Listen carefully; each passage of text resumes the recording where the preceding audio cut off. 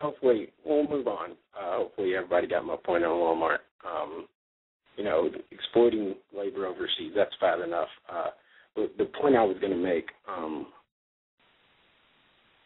about if you live in a small town, I used to live in a small town, and when a Walmart comes into a relatively small town, I lived in a small town that was next to a town that had 16,000 people in it. And what happened was, when the store moved in, before Walmart moved in, there were stores like Piggly Wiggly, some other grocery stores, and I don't know much about Piggly Wiggly. It may be just as evil, just with the worst business plan.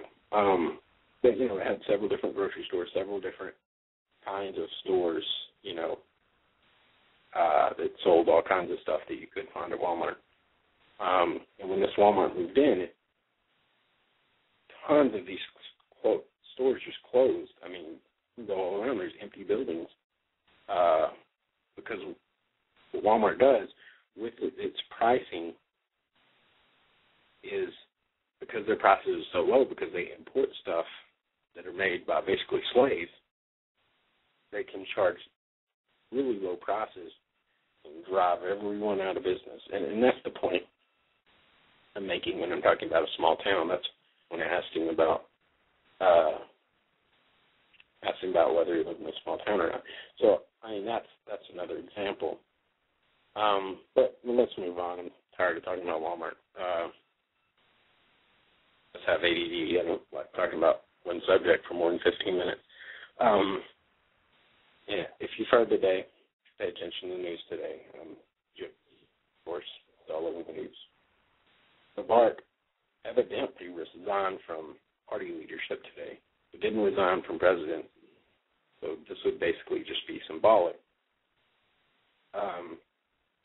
BBC is reporting that he actually didn't even do this, according to Egypt State Television now. Some other places are reporting that didn't even happen, so maybe nothing happened. Who knows? We're just going to have to see how that goes. Hopefully the protesters will stay strong. A lot of people are thinking they're going to give up, basically going, you know what I mean? Because it shattered the economy there because they're not going to work. They're out protesting. And so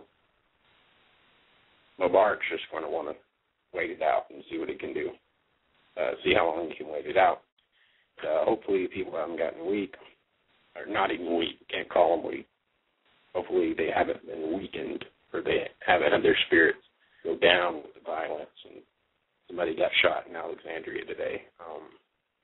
Hopefully they'll stay stronger, and hopefully this fool will be out of office pretty soon, and they'll put in a better government, a better system, whatever they decide to do there, and hopefully it's popular.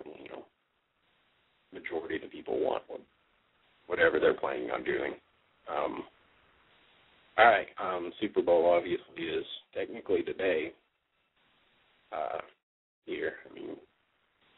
12:17 here in Texas. And so I'm going to tell you who to root for. You should root for the Packers. You know why? They're communists. Let me explain. Unlike all other teams in major professional sports, the Green Bay Packers have no owner. I don't know, it's getting well known, I don't think.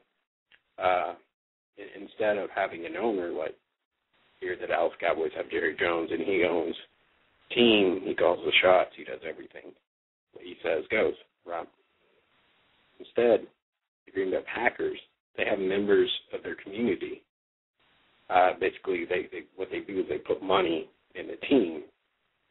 They call it buying a stock, but it's not necessarily like a Wall Street stock. And they get a certificate that says you're part owner. Just a little kind of piece of paper, like almost a diploma type thing with like a picture of the Green Bay Packers logo and saying you're a part owner. In doing so, the locals ensure that the team can't move, because if, like, let's say, half of Green Bay owns the Green Bay Packers, Green Bay can't move, and they have no owner, who makes that decision. Basically run like a democracy. The people would have to vote, and of course, people in Green Bay aren't going to vote against. or vote for the team moving. And which is funny because we see the Minnesota Vikings, who are Green Bay's rivals. They have an owner, and he's requesting a new stadium and says, look, Minnesota, if you don't give me a new stadium, I'm going to move to L.A. So Green Bay can be happy that they own their team and not some really rich guy that wants to get richer. The people of Green Bay and Wisconsin, of course, what they do, they put in their money.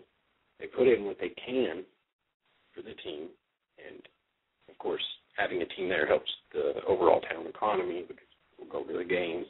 People have to buy stuff, So it helps the economy.